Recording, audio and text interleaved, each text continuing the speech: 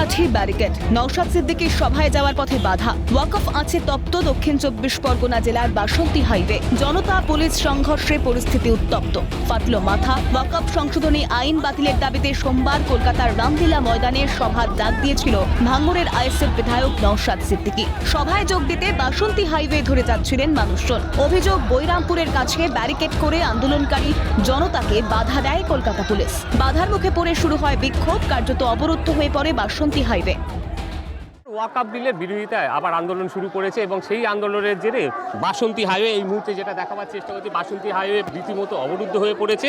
যে বাসন্তী হাইওয়ে যে বৈরামপুর মোড়, এখানেই কলকাতা পুলিশের পক্ষ থেকে যেসব মিছিল অর্থাৎ কিনা যারা ওয়াকফ সংশোধনী আইনের বিরোধিতায় আজ রামলীলা ময়দানের উদ্দেশ্যে রওনা দিয়েছিল, তাদের গাড়ি আটকে দেওয়া হয়। তারপরে এখানটায় যাদের গাড়ি আটকে দেওয়া হয় সেই সব ওয়াকফ আইন বিরোধী যেসব মানুষ তারা এখানটায় রাস্তায় নেমে পড়ে, তারা বিক্ষোভ দেখাতে শুরু করে। পুলিশ ও আন্দোলনকারীদের মধ্যে শুরু হয় বচসা, উত্তপ্ত বাক্য বিনিময়। উত্তেজিত জনতা পুলিশের ব্যারিকেড ভেঙে এগোনোর চেষ্টা করতেই পরিস্থিতি ঘোরালো হয়ে ওঠে। উত্তেজিত জনতাকে ছত্রভঙ্গ করতে শুরু হয় বল প্রয়োগ, জখম বেশ কয়েকজন আন্দোলনকারী। ভারত সরকার যে আমাদের আন্দোলন করেছে, যে আমাদের ওয়াকফ বিল পাস করেছে, আমরা তার আইনের বিরোধিতা তীব্র আন্দোলন শুরু করেছি। আমরা এ কারণে আমরা যাবার রাস্তাতে আমরা কলকাতায় যাবো, পুলিশে আটকেছে আমাদেরকে পুলিশে আটক করেছে এবং আমাদের একজন ভাইকে মারধর করেছে।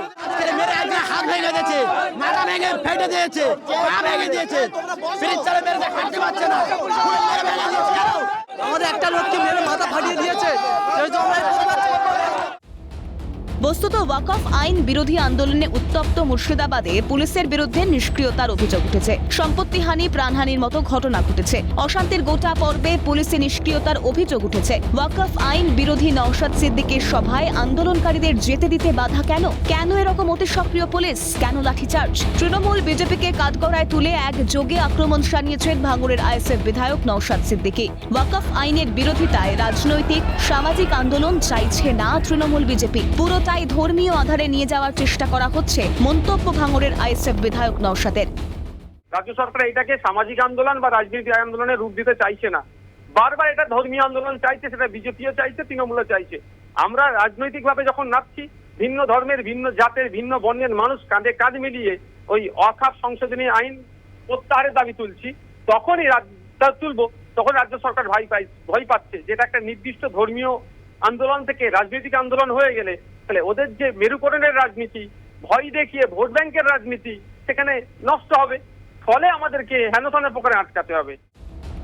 পরিস্থিতি খতিয়ে দেখতে বেলার দিকে যান কলকাতা পুলিশের যুগ্ম কমিশনার রূপেশ কুমার। এর মধ্যে বালিকাটা মোড়ের কাছে গাছের গুড়ি ফেলে রাস্তা অবরোধ করে উত্তেজিত জনতা। সব মিলিয়ে ওয়াকফ আইন বিরোধী আন্দোলন ক্রমশ উত্তেজনা বাড়াচ্ছে। ক্যামেরায় সায়ন চক্রবর্তীর সঙ্গে অভিরূপা সাহা ও তমাল সরকারের রিপোর্ট, ক্যালকাটা নিউজ।